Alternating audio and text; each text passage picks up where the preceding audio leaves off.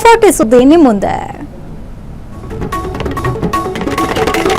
ರಾಜ್ಯ ರಾಜಕಾರಣದ ದೃಷ್ಟಿ ಈಗ ದೆಹಲಿಯತ್ತ ನೆಟ್ಟಿದೆ. ಸಚಿವ ಸ್ಥಾನದ ಆಕಾಂಕ್ಷಿ ಶಾಸಕರು ರಾಷ್ಟ್ರ ರಾಜಧಾನಿಯಲ್ಲಿ ದೊಡ್ಡ ಮಟ್ಟದ ಪೆರೇಡ್ ನಡೆಸ್ತಾ ಇದ್ದಾರೆ. ಹಿರಿಯ ಶಾಸಕ ಅಶೋಕ್ ಪಟ್ಟಣ್ ನೇತೃತ್ವದಲ್ಲಿ ಶಾಸಕರ ಗುಂಪು ಹೈಕಮಾಂಡ್ ನಾಯಕರನ್ನ ಭೇಟಿ ಮಾಡಿ ಸಚಿವ ಸ್ಥಾನಕ್ಕಾಗಿ ಒತ್ತಡ ಹೇರಲು ಮುಂದಾಗಿದೆ. ಚರ್ಚೆ ಮಾಡ್ಕೊಂಡಿದ್ರಿ, ಯಾರೆಲ್ಲ 23 ಜನ ಸದ್ಯಕ್ಕೆ ಬಂದಿದ್ದಾರೆ. ಸಾಯಂಕಾಲ ಇನ್ನೊಂದು 6-7 ಜನ ಬರೋ ಚಾನ್ಸಸ್ ಇದೆ. 7 ಜನ ಖರ್ಗೆ ಸಾಹೇಬ್ 2 ಫ್ಲೈಟ್ ಇಂದ ಬೆಂಗಳೂರಿಗೆ ಡೆಲ್ಲಿಗೆ ಬರ್ತಾ ಇದ್ದಾರೆ. ಸಾಯಂಕಾಲ ನಾವು 6 ಗಂಟೆಗೆ ಅಪಾಯಿಂಟ್ಮೆಂಟ್ ಫಿಕ್ಸ್ ಮಾಡ್ಕೊಂಡಿದ್ವಿ. 26 ಜನ ಖರ್ಗೆ ಸಾಹೇಬ್ ಮೀಟ್ ಮಾಡಿ ಬೆಂಗಳೂರು ಮೀಟ್ ಮಾಡಿ ನಾವು ಬರ್ತೀವಿ. ಆಮೇಲೆ ಹೋಗಿರುತ್ತೆ 16th 17th 15th ಬರ್ತಾ ಇರುತ್ತೆ. ಅಲ್ಲಿ ರಾಜ್ಯ ರಾಜಕಾರಣದ ಕೇಂದ್ರ ಬಿಂದು ದಾವಣಗೆರೆಯಲ್ಲಿ ಬಿಗ್ ಪೊಲಿಟಿಕಲ್ ಎಕ್ಸ್ಪೋಸ್ ಆಗಿದೆ. ಅಹಿಂದದ ಭದ್ರಕೋಟೆಯನ್ನ ಕಟ್ಟಿ ರಾಜ್ಯವನ್ನ ಆಳಿದ ನಾಯಕರಿಗೆ ಈಗ ಸ್ವತಃ ಅಹಿಂದದ ಶಕ್ತಿಯ ಉರುಳಾಗ್ತಾ ಇದೆ. ಉಪಚುನಾವಣೆಯ ಫಲಿತಾಂಶ ಬರುವ ಮೊದಲೇ ದಾವಣಗೆರೆಯ ರಾಜಕೀಯ ಅಂಗಳದಲ್ಲಿ ಭಾರೀ ಭೂಕಂಪ ಸಂಭವಿಸಿದೆ.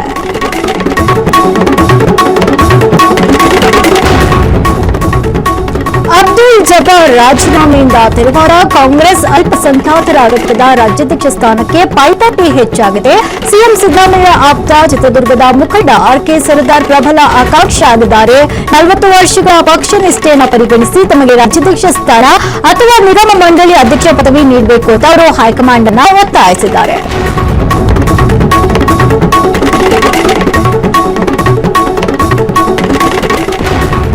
ರಾಜ್ಯದಲ್ಲಿ ಜನಸಾಮಾನ್ಯರ ಬದುಕು ಮುರಾವಟ್ಟೆಯಾಗಿದೆ. ಕುಡಿಯಲು ನೀರಿಲ್ಲದೆ, ಜಾನುವಾರುಗಳಿಗೆ ಮೇವಿಲ್ಲದೆ ಜನರು ಕಣ್ಣೀರನ್ನ ಹಾಕ್ತಾರೆ. ಬೇಸಿಗೆಯ ಬೇಗೆಗೆ ನಾಡು ಸುಡ್ತಾ ಇದೆ. ಆದರೆ ಜನರ ಕಷ್ಟಕ್ಕೆ ಆಸರೆಗೆ ಆಗಬೇಕಾದ ಶಾಸಕರು ಜನರ ಹಿತವನ್ನ ಗಾಳಿಗೆ ತುರಿ ದೆಹಲಿಯ ಏರ್ ಕಂಡೀಷನ್ ರೂಮ್ಗಳಲ್ಲಿ ಮಂತ್ರಿಗಿರಿಯ ಚೌಕಾಶಿಯನ್ನ ನಡೆಸ್ತಾ ಇದ್ದಾರೆ.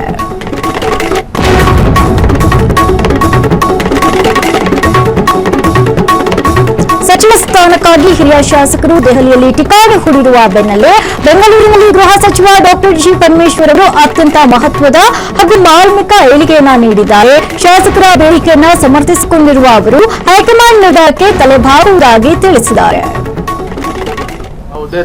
ಅವರು ಶಾಸಕರು 2 ಬಾರಿ 3 ಬಾರಿ ಶಾಸಕರಾಗಿದ್ದಾರೆ. ಅವರು ಸಮರ್ಥರಿದ್ದಾರೆ.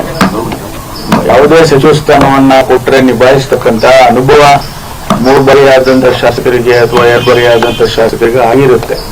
ಅದರಿಂದ ನಾವು ಕೇಳೋದ್ರಲ್ಲಿ ಯಾವುದೇ ತಪ್ಪಿಲ್ಲ. ಅದನ್ನ ತೀರ್ಮಾನ ಮಾಡೋರು ಯಾರಪ್ಪ ಅಂದ್ರೆ ನಮ್ಮ ಮುಖ್ಯಮಂತ್ರಿಗಳು ಮತ್ತು ಹೈಕಮಾಂಡ್ನವರು ಮತ್ತು ನಮ್ಮ ಪಕ್ಷದ. ರಾಜ್ಯ ರಾಜಕಾರಣದಲ್ಲಿ ಸಚಿವ ಸಂಪುಟ ವಿಸ್ತರಣೆಯ ಸಂಚಲನ ಶುರುವಾಗಿದೆ. ಸಚಿವ ಸ್ಥಾನದ ಮೇಲೆ ಕಣ್ಣಿಟ್ಟಿರುವ ಹಿರಿಯ ಶಾಸಕರು ಈಗ ಹೈಕಮಾಂಡ್ ಮಟ್ಟದಲ್ಲಿ ಒತ್ತಡ ಹೇರಲು ದೆಹಲಿಗೆ ಹಾರಿದ್ದಾರೆ ಎಂದು ರಾಷ್ಟ್ರ ರಾಜಧಾನಿಯಲ್ಲಿ ಮಹತ್ವದ ವಿದ್ಯಮಾನಗಳು ನಡೆಯಲಿದೆ.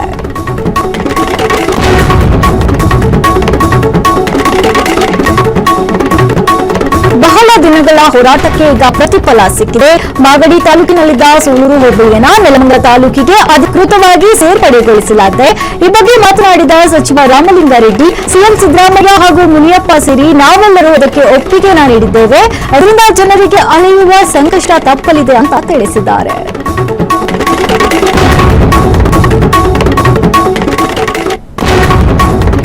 ಬೀದರ್ ಪ್ರವಾಸದಲ್ಲಿ ಇರುವ ವಿಪಕ್ಷಿ ನಾಯಕ R ಅಶೋಕ್ ರಾಜ್ಯ ಕಾಂಗ್ರೆಸ್ ಸರ್ಕಾರದ ವಿರುದ್ಧ ಕೆಂಡಾಮಂಡಲವಾಗಿದ್ದಾರೆ. ಕರ್ನಾಟಕದಲ್ಲಿ ಕಾಂಗ್ರೆಸ್ ಸರ್ಕಾರ ಸತ್ತೋಗಿ 1 ವರ್ಷ ಕಳೆದಿದೆ ಅಂತ ಹೇಳುವ ಮೂಲಕ ಸಿಎಂ ಸಿದ್ದರಾಮಯ್ಯ ಹಾಗೂ ಡಿಸಿಎಂ DK ಶಿವಕುಮಾರ್ ನಡುವಿನ ಭಿನ್ನಮತವನ್ನ ಬೀದಿಗೆ ತಂದಿದ್ದಾರೆ. ಕರ್ನಾಟಕದಲ್ಲಿ ಸರ್ಕಾರ ಸತ್ತೋಗಿ 1 ವರ್ಷನೇ ಆಗಿದೆ. ಮುಖ್ಯಮಂತ್ರಿ ಮತ್ತು ಉಪಮುಖ್ಯಮಂತ್ರಿ ಒಬ್ಬರು ಮಗ ಒಬ್ಬರು ನೋಡೋದಾಗದಂತ ಪರಿಸ್ಥಿತಿ. ಹಲವಾರು ಸಭೆಗಳಿಗೆ ಉಪಮುಖ್ಯಮಂತ್ರಿನೇ ಬರ್ತಾ ಇಲ್ಲ. ಮತ್ತು ಬಜೆಟ್ ಬಗ್ಗೆ ಎಲ್ಲ MLAಗಳು ಕಾಂಗ್ರೆಸ್ ಕಾಮೆಂಟ್ ಮಾಡಿದ್ದಾರೆ. DK ಶಿವಕುಮಾರ್ ಕಾಮೆಂಟ್ ಮಾಡಿದ್ರ ನೋಡಿ, ಏನು ಕಾಮೆಂಟ್ ಮಾಡಿದ್ದಾರೆ. ಅವ್ರು ಇಲಾಖೆ ಬಿಟ್ರೆ ಬೇರೆ ಏನು ಕಾಮೆಂಟೇ ಮಾಡಿಲ್ಲ. ಚೆನ್ನಾಗಿದೆ ಬಜೆಟ್. ದಾವಣಗೆರೆ ಉಪಚುನಾವಣೆಯ ಫಲಿತಾಂಶ ಪ್ರಕಟವಾಗುವ ಮುನ್ನವೇ ಆಡಳಿತಾರೂಢ ಕಾಂಗ್ರೆಸ್ ಪಕ್ಷದಲ್ಲಿ ಆಂತರಿಕ ಕಲಹ ಸ್ಫೋಟಗೊಂಡಿದೆ. ಸೋಲಿನ ಭೀತಿಯಿಂದಾಗಿ ಕಾಂಗ್ರೆಸ್ ನಾಯಕರು ಒಬ್ಬರಿಗೊಬ್ಬರು ಆರೋಪ ಪ್ರತ್ಯಾರೋಪಗಳಲ್ಲಿ ತೊಡಗಿಸಿಕೊಂಡಿದ್ದಾರೆ ಅಂತ ಬಿಜೆಪಿ ಶಾಸಕ ಮಹೇಶ ತೆಂಗಿನಕಾಯಿ ವ್ಯಂಗ್ಯವಾಡಿದ್ದಾರೆ.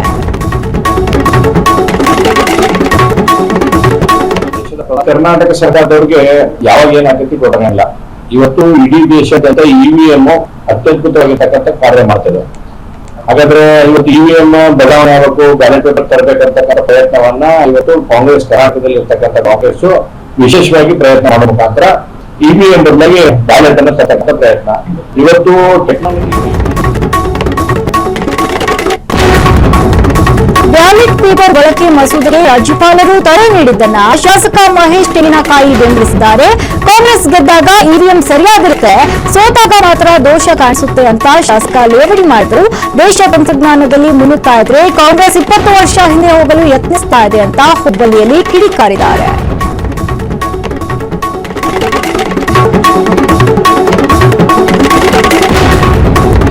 ಕೇಂದ್ರ ಸಚಿವ ಎಚ್.ಡಿ. ಕುಮಾರಸ್ವಾಮಿ ಹಾಗೂ ರಾಜ್ಯದ ಕೈಗಾರಿಕಾ ಸಚಿವ ಎಂಬಿ ಪಾಟೀಲ್ ಇಂದು ವಿಧಾನಸೌಧದಲ್ಲಿ ಮುಖಾಮುಖಿ ಆಗ್ತಾ ಇದ್ದಾರೆ. ಕೇಂದ್ರದಲ್ಲಿ ಅಧಿಕಾರ ವಹಿಸಿಕೊಂಡ ನಂತರ ಎಚ್ಡಿಕೆ ಅವರು ಮೊದಲ ಬಾರಿಗೆ ಶಕ್ತಿಸೌಧಕ್ಕೆ ಆಗಮಿಸುತ್ತಿರುವುದು ತೀವ್ರ ಕುತೂಹಲವನ್ನು ಮೂಡಿಸಿದೆ.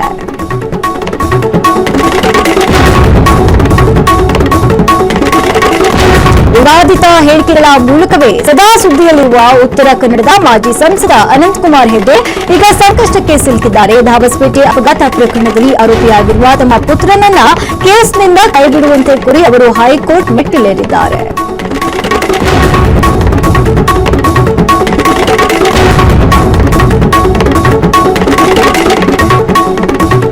ಹರಿಹರ ತಾಲೂಕಿನ ಪಂಚಮಸಾಲಿ ಗುರುಪೀಠದಲ್ಲಿ ಲೆಕ್ಕಪೋಲಿ ಅಭಿಯಾನ ಈಗ ಉಗ್ರ ರೂಪವನ್ನ ಪಡೆದುಕೊಂಡಿದೆ. ಮಠದ ಆಸ್ತಿ ಮತ್ತು ಹಣಕಾಸಿನ ವಿಚಾರವಾಗಿ ಭಕ್ತರು ಸಿಡಿದೆದ್ದು ಮಠದ ಆವರಣ ಈಗ ರಣರಂಗವಾಗಿ ಮಾರ್ಪಟ್ಟಿದೆ. ಪರಿಸ್ಥಿತಿ ಕೈಮೀರುತ್ತಿರುವುದನ್ನು ಕಂಡ ಹರಿಹರ ತಹಶೀಲ್ದಾರ್ ಸಂತೋಷ್ ಕುಮಾರ್ ಅವರು ಮಠದ ಸುತ್ತ 163 ಕಲಂ ಅನ್ವಯ ನಿಷೇಧಾಜ್ಞೆ ಜಾರಿ ಮಾಡಿದ್ದಾರೆ.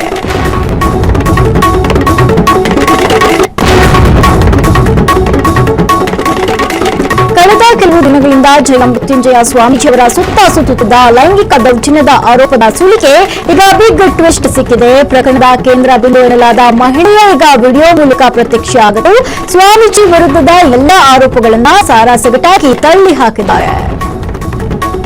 ನಾನು ನನ್ನ ಮತ್ತು ಜಯಮೃತ್ಯುಂಜಯ ಸ್ವಾಮಿಗಳ ಮೇಲಿನ ಆರೋಪ ಅಪವಾದ ಎಲ್ಲವೂ ಶುದ್ಧ ಸುಳ್ಳು.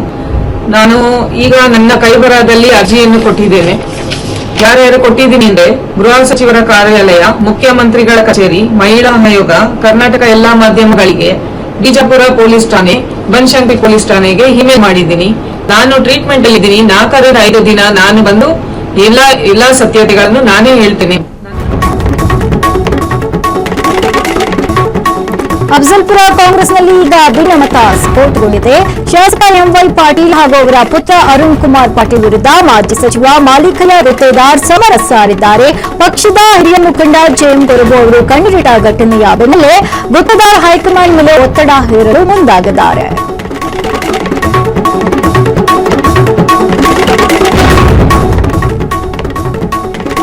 ಚಿತ್ರದುರ್ಗ ಜಿಲ್ಲೆಯ ಹೊಸದುರ್ಗ ತಾಲೂಕಿನ ಉದ್ಯಮಿ ಸಂಪತ್ ರಾಜ್ ಕಿಡ್ನಾಪ್ ಯತ್ನ ಪ್ರಕರಣ ಈಗ 16 ಅನುಮಾನಗಳಿಗೆ ಎಡೆ ಮಾಡಿಕೊಟ್ಟಿದೆ. 4 ಕಿಡ್ನಾಪ್ ಮಾಡಲು ಯತ್ನಿಸಿದಾಗ ಗಾಳಿಯಲ್ಲಿ ಗುಂಡು ಹಾರಿಸಿ ತಪ್ಪಿಸಿಕೊಂಡು ಎನ್ನಿದ ಸಂಪತ್ ರಾಜ್ ಪೊಲೀಸರು ಪಿಸ್ತೂಲ್ ವಶಕ್ಕೆ ಪಡೆಯುತ್ತಿದ್ದಂತೆ ಉಲ್ಟಾ ಹೊಡೆದಿದ್ದಾರೆ. ಶ್ರೀರಾಂಪುರ ಠಾಣೆಯಲ್ಲಿ ದಾಖಲಾದ ದೂರಿನಲ್ಲಿ ಏರ್ ಫೈರಿಂಗ್ ಕುರಿತು ಉದ್ಯಮಿ ಎಲ್ಲಿಯೂ ಉಲ್ಲೇಖಿಸಿಲ್ಲ. ಬದಲಾಗಿ ಕಾರದ ಪುಡಿ ಎರಚಿ ಕಿಡ್ನಾಪ್ ಯತ್ನ ಹಾಗೂ ನಗದು ಕಳುವು ಅಂತ ಮಾತ್ರ ತಿಳಿಸಿದ್ದಾರೆ. ಕೌಟುಂಬಿಕ ಕಲಹದ ಹಿನ್ನೆಲೆಯಲ್ಲಿ ಉದ್ಯಮ ಈ ಹೈಡ್ರಾಮಾ ಮಾಡಿದ್ದಾರಾ ಎಂಬ ಶಂಕೆ ವ್ಯಕ್ತವಾಗಿದೆ.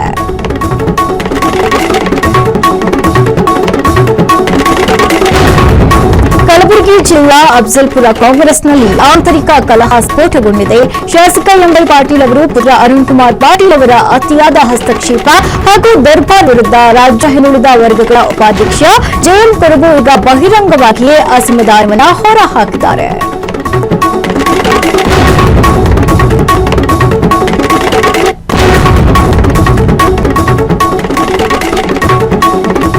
ಮೈಸೂರಿನಲ್ಲಿ ಯುವಕನೊಬ್ಬನನ್ನ ಅಪಹರಿಸಿ ಬಲವಂತವಾಗಿ ಮಂಗಳಮುಖಿ ವೇಷ ಹಾಕಿಸಿ ದಾಂಧಲೆ ಇಳಿಸಿರುವ ಆಘಾತಕಾರಿ ಪ್ರಕರಣ ಬೆಳಕಿಗೆ ಬಂದಿದೆ. ನಂಜನಗೂಡಿನ ಅನಿಲ್ ಎಂಬ ಯುವಕನನ್ನ ಅಪಹರಿಸಿ ಬಲವಂತವಾಗಿ ಮಂಗಳಮುಖಿ ವೇಷ ಹಾಕಿಸಿ ಭಿಕ್ಷಾಟನೆ ಹಾಗೂ ದಂಧೆಗೆ ಇಳಿಸಲಾಗಿದೆ. ನಕಲಿ ದಾಖಲೆ ಸೃಷ್ಟಿಸಿ ಲಿಂಗ ಬದಲಾವಣೆ ಶಸ್ತ್ರಚಿಕಿತ್ಸೆಗೂ ಸಂಚು ರೂಪಿಸಲಾಗಿತ್ತು. ಸದ್ಯ ಜಾಲದಿಂದ ತಪ್ಪಿಸಿಕೊಂಡಿರುವ ಯುವಕ ತನಗೆ ಕಿರುಕುಳ ನೀಡುತ್ತಿರುವ ಆರೋಪಿಗಳ ವಿರುದ್ಧ ನ್ಯಾಯಕ್ಕಾಗಿ ಮೈಸೂರಿನ ಲಷ್ಕರ್ ಪೊಲೀಸ್ ಠಾಣೆ ಮೆಟ್ಟಿಲನ್ನ ಏರಿದ್ದಾರೆ.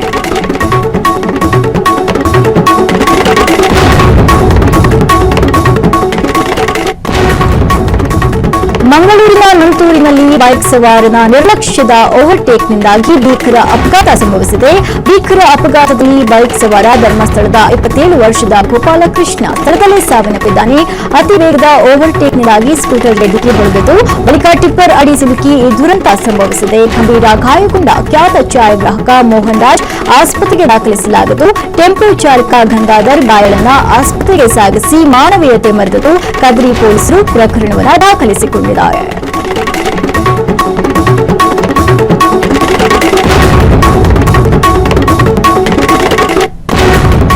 ಧಾರವಾಡದಲ್ಲಿ ಕಾಂಗ್ರೆಸ್ ಮುಖಂಡ ಹಾಗೂ ಅಂಜುಮನ್ ಸಂಸ್ಥೆಯ ಅಧ್ಯಕ್ಷ ಇಸ್ಮಾಯಿಲ್ ತಮಟಗಾರ ಹಿಂದೂ ಸಂಘಟನೆಗಳ ನಡುವೆ ವಾಕ್ಸಮರಕ್ಕೇರಿದ್ದು ಪ್ರಕರಣ ಈಗ ಪೊಲೀಸ್ ಠಾಣೆ ಮೆಟ್ಟಿಲೇರಿದೆ.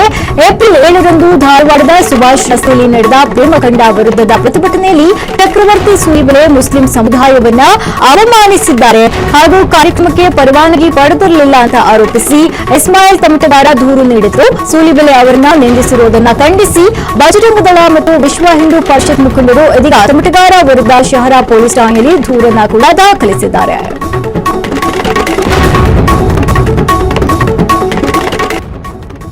ಮಂಗಳೂರು ನಗರದ ಪಳ್ನೀರಿನಲ್ಲಿರುವ ಟೋಪಾಜ್ ಕಾರ್ ಸೆಂಟರ್ ಎಂಬ ಕಾರ್ ಮಾಡಿಫಿಕೇಶನ್ ಸೆಂಟರ್ನಲ್ಲಿ ಆಕಸ್ಮಿಕ ಬೆಂಕಿ ಕಾಣಿಸಿಕೊಂಡಿದೆ.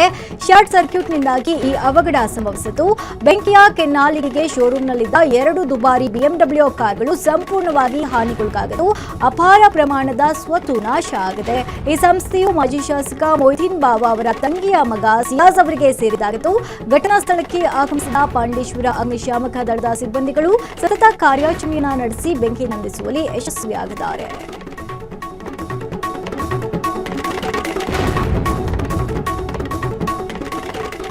ಮೈಸೂರು ಟಿ ನರಸೀಪುರ ಮುಖ್ಯ ರಸ್ತೆಯ ಕೆಂಪಯ್ಯನಹುಂಡಿ ಬಳಿ ಕಾರು ಮತ್ತು ಬೈಕ್ ನಡುವೆ ಅಪಘಾತ ಸಂಭವಿಸಿದೆ. ಅಪಘಾತದಲ್ಲಿ ಇಂಡವಾಳು ಗ್ರಾಮದ 55 ವರ್ಷದ ಮೂರ್ತಿ ಎಂಬುವರು ಸ್ಥಳದಲ್ಲೇ ಮೃತಪಟ್ಟಿದ್ದಾರೆ. ಬೈಕ್ನಲ್ಲಿ ಇದ್ದ ಯುವತಿ ಮಂಜುಳಾಗೆ ಗಂಭೀರ ಗಾಯಗಳಾಗಿದ್ದು ಆಸ್ಪತ್ರೆಗೆ ದಾಖಲಿಸಲಾಗಿದೆ. ಟಿ ನರಸೀಪುರ ಪೊಲೀಸ್ ಠಾಣೆಯಲ್ಲಿ ಪ್ರಕರಣ ದಾಖಲಾಗಿದೆ.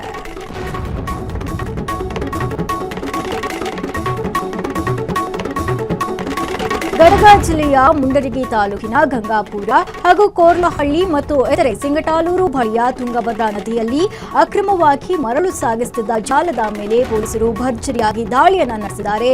ಪಿಎಸ್ಐ ಚೆನ್ನಯ್ಯ ದೇವರ ನೇತೃತ್ವದಲ್ಲಿ ನಡೆದ ಕಾರ್ಯಾಚರಣೆಯಲ್ಲಿ 5ಕ್ಕೂ ಹೆಚ್ಚು ಟ್ರ್ಯಾಕ್ಟರ್ಗಳನ್ನು ಸೀಸ್ ಮಾಡಲಾಗಿದೆ. ಅಕ್ರಮ ದಂಧೆಗೆ ಕಡಿವಾಣ ಹಾಕಲು ಪೊಲೀಸರು ಕಠಿಣ ಕ್ರಮವನ್ನು ಕೂಡ ಕೈಗೊಂಡಿದ್ದಾರೆ.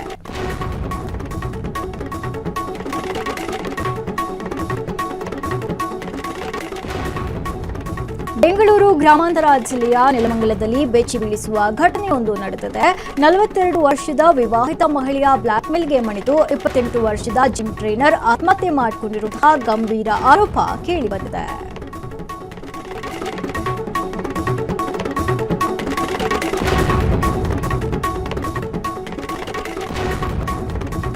ಬೆಂಗಳೂರಿನ ಪೀಣ್ಯ ಎಲಿವೇಟೆಡ್ ಫ್ಲೈಓವರ್ ಬಂದ್ ಆಗಲಿದೆ ಅಂತ ಆತಂಕದಲ್ಲಿದ್ದ ವಾಹನ ಸವಾರರಿಗೆ ಈಗ ದೊಡ್ಡ ಸಮಾಧಾನದ ಸುದ್ದಿ ಸಿಕ್ಕಿದೆ.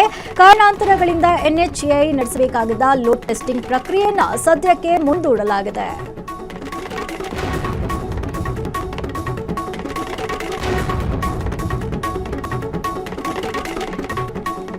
ತೆಲುಗು ಹಾಗೂ ಕನ್ನಡದ ಖ್ಯಾತ ಗಾಯಕಿ ಮಂಗ್ಲಿ ಅವರ ವಿರುದ್ಧ ಕೇಳಿಬಂದಿದ್ದ 10 ಕೋಟಿ ರೂಪಾಯಿ ವಂಚನೆ ಆರೋಪಕ್ಕೆ ಭರ್ಜರಿ ಟ್ವಿಸ್ಟ್ ಸಿಕ್ಕಿದೆ. ತಮ್ಮ ಮೇಲೆ ಆರೋಪ ಮಾಡಿದ ವಕೀಲನ ವಿರುದ್ಧವೇ ಮಂಗ್ಲಿ ಈಗ ತಿರುಗಿ ಬಿದ್ದಿದ್ದು ಪೊಲೀಸರ ಮೊರೆ ಹೋಗಿದ್ದಾರೆ. ఇది మా తమ్ముడు ఈయన. ఆ ఫోటోలో ఆ కట్ట ఎంచే ఫోటోలో ఎవరున్నారండి? వీడియోలో కట్టలు పైసలు ఎంచే వీడియోలో ఎవరున్నారు? ఈ ముఖం ఉందా? సంబంధం లేని విషయం, మాకు సంబంధం లేని విషయం తెచ్చి మా మీద ఎందుకు రుద్దుతున్నారు అనేది నాకు అర్థం కావట్లేదు. అనుకోలేదు, నేను ఒక ఆడపిల్లని దయచేసి చెప్తున్నా, ఇందులో నా ఇన్వాల్వ్మెంట్ ఉంటే మళ్ళీ చెప్తున్నా, మీరు ఏం చేసినా నేను నేను పడ్డానికి సిద్ధం, నేను ఎక్కడికైనా వస్తాను. కానీ అనవసరంగా నన్ను దయచేసి బ్లేమ్ చేయకండి, ముందు వెనుక తెలుసుకోకుండా. ಮಂಗಳೂರು ಜಿಲ್ಲೆಯ ಬೆಳ್ತಂಗಡಿಯ ಕೊಲ್ಪೇದ ಬಯಲಿನಲ್ಲಿ ಎದೆ ನಡುಗಿಸುವ ಅಪಘಾತ ಸಂಭವಿಸಿದೆ.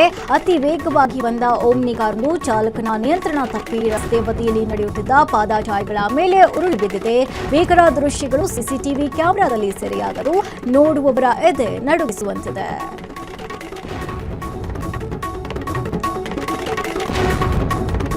ಗದಗ ಜಿಲ್ಲೆಯ ಮುಂಡರಗಿ ತಾಲೂಕಿನಲ್ಲಿ ಮರಳು ಮಾಫಿಯಾ ವಿರುದ್ಧ ಪೊಲೀಸರು ಸಮರ ಸಾರಿದ್ದಾರೆ.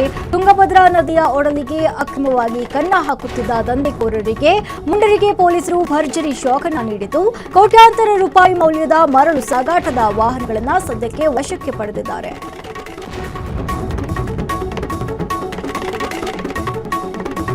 ರಾಜ್ಯ ಸರ್ಕಾರದ ಉಚಿತ ಬಸ್ ಪ್ರಯಾಣದ ಶಕ್ತಿ ಯೋಜನೆಗೆ ಈಗ ಕಳಂಕ ಅಂಟಿಕೊಂಡಿದೆ.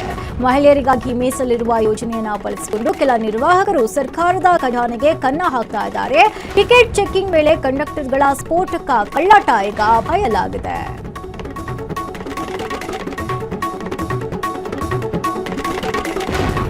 ಚಿಂತಾಮಣಿಯ ಪ್ರತಿಷ್ಠಿತ ಬಡಾವಣೆಯೊಂದರಲ್ಲಿ ಕಳ್ಳರು ಅಕ್ಷರಶಃ ಅಟ್ಟಹಾಸ ಮೆರೆದಿದ್ದಾರೆ. ಪಶು ವೈದ್ಯಾಧಿಕಾರಿಯೊಬ್ಬರ ಮನೆಗೆ ನುಗ್ಗಿದ ಕದೀಮರು ಲಕ್ಷಾಂತರ ರೂಪಾಯಿ ಮೌಲ್ಯದ ಚಿನ್ನಾಭರಣ ಹಾಗೂ ನಗದು ದೋಚಿ ಪರಾರಿಯಾಗಿರುವಂತಹ ಘಟನೆ ನಡೆದಿದೆ.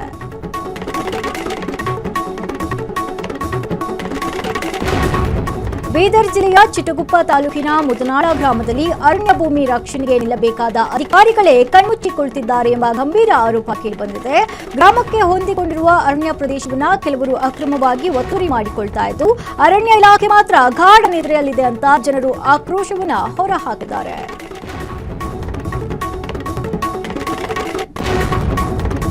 ರಾಯಚೂರು ತಾಲೂಕಿನ ಐತಿಹಾಸಿಕ ಪುಣ್ಯಕ್ಷೇತ್ರ ಬಿಚ್ಚಾಲಿಯಲ್ಲಿ ಭೂ ವಿವಾದ ಈಗ ಬೀದಿಗೆ ಬಂದಿದೆ. ರಾಯರ ಏಕಶಿಲಾ ವೃಂದಾವನದಲ್ಲಿ ಇರುವ ಜಾಗದ ಸರ್ವೆಗೆ ರೈತರು, ಅರ್ಚಕರು ಹಾಗೂ ಗ್ರಾಮಸ್ಥರು ತೀವ್ರ ವಿರೋಧ ವ್ಯಕ್ತಪಡಿಸಿದ್ದು, ಸ್ಥಳದಲ್ಲಿ ಹೈ ವೋಲ್ಟೇಜ್ ಡ್ರಾಮಾ ನಡೆದಿದೆ.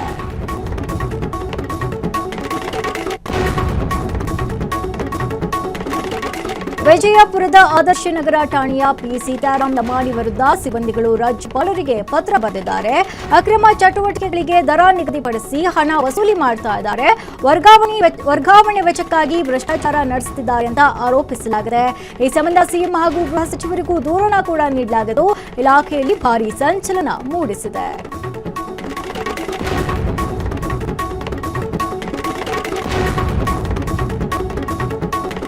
ಉತ್ತರ ಪ್ರದೇಶದ ಕೈಗಾರಿಕಾ ಹಬ್ ನೋಯ್ಡಾದಲ್ಲಿ ಕಾರ್ಮಿಕರ ಆಕ್ರೋಶದ ಕಟ್ಟೆಯೊಡೆದಿದೆ. ದೀರ್ಘಕಾಲದ ಬೇಡಿಕೆಗಳಿಗಾಗಿ ಪ್ರತಿಭಟನೆ ನಡೆಸ್ತಾ ಇದ್ದ ಕಾರ್ಮಿಕರು ದಿಢೀರ್ ಹಿಂಸಾಚಾರಕ್ಕೆ ಇಳಿದಿದ್ದು, ಇಡೀ ಪ್ರದೇಶ ಈಗ ಬೂದಿ ಮುಚ್ಚಿದ ಕೆಂಡದಂತಾಗಿದೆ.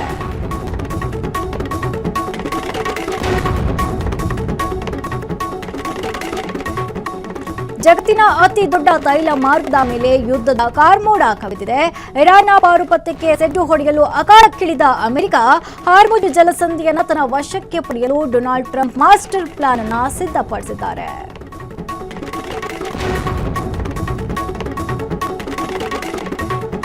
ಜಾಗತಿಕ ರಾಜಕೀಯ ವಿದ್ಯಮಾನಗಳು ಭಾರತದ ಆರ್ಥಿಕತೆಯ ಬೆನ್ನೆಲುಬು ಮುರಿತಾ ಇದೆ. ಅಮೆರಿಕ ಮತ್ತು ಇರಾನ್ ನಡುವಿನ ಶಾಂತಿ ಮಾತುಕತೆ ವಿಫಲವಾದ ಬೆನ್ನಲ್ಲೇ ಭಾರತೀಯ ಷೇರು ಮಾರುಕಟ್ಟೆ ಅಕ್ಷರಶಃ ಪತನಗೊಂಡಿದೆ. ಹೂಡಿಕೆದಾರರ ಕೋಟ್ಯಾಂತರ ರೂಪಾಯಿ ಸಂಪತ್ತು ಕೆಲವೇ ನಿಮಿಷದಲ್ಲಿ ಧೂಳಿಪಟವಾಗಿದೆ.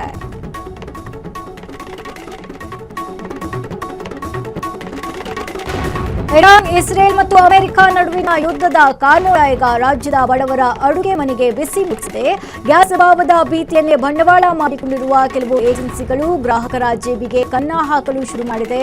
ಬೀದರ್ ಜಿಲ್ಲೆಯ ಔರದ್ನಲ್ಲಿ ಇಂತಹದ್ದೇ ಒಂದು ಅಕ್ರಮ ಈಗ ಜಗಜ್ಜಾಹೀರಾಗಿದೆ.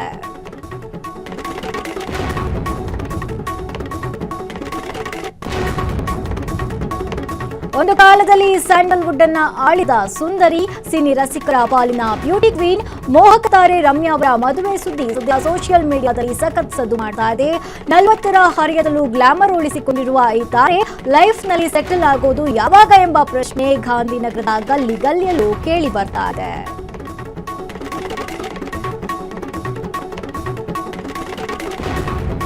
ಕನ್ನಡ ಚಿತ್ರರಂಗದ most expected pan India cinema ಕೆಡಿಗೆ ಈಗ ಬಿಗ್ ಶಾಕ್ ಎದುರಾಗಿದೆ. ಜೋಗಿ ಪ್ರೇಮ್ ಮ್ಯಾಜಿಕ್ ಹಾಗೂ ಧ್ರುವ ಸರ್ಜಾ ಅಬ್ಬರದ ಸಿನಿಮಾ ನೋಡಲು ಕಾಯುತ್ತಿದ್ದ ಅಭಿಮಾನಿಗಳಿಗೆ ಬಾಂಬೆ ಸೆನ್ಸರ್ ಮಂಡಳಿ ಸೆನ್ಸರ್ ಸರ್ಟಿಫಿಕೇಶನ್ ನೀಡದೆ ಆಘಾತ ಮೂಡಿಸಿದೆ.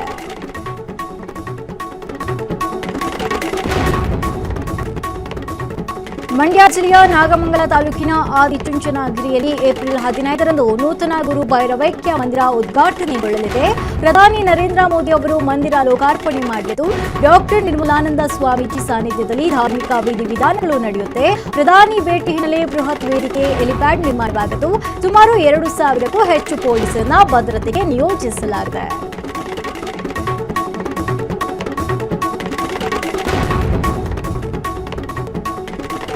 ಕಲಬುರಗಿ ಜಿಲ್ಲೆಯ ಶರಹತವಾದ್ ಗ್ರಾಮದಲ್ಲಿ ಮಹಾದಾಸೋಹಿ ಶ್ರೀ ಶರಣ ಬಸವೇಶ್ವರ ದೇವರ ರಥೋತ್ಸವ ಸಾವಿರಾರು ಭಕ್ತರ ಸಮ್ಮುಖದಲ್ಲಿ ಅತ್ಯಂತ ಸಡಗರ ಸಂಭ್ರಮದಿಂದ ಜರುಗಿತು. ರಥೋತ್ಸವದ ಹಿನ್ನೆಲೆ ಗ್ರಾಮದಲ್ಲಿ ಹಬ್ಬದ ವಾತಾವರಣ ನಿರ್ಮಾಣವಾಗಿತ್ತು.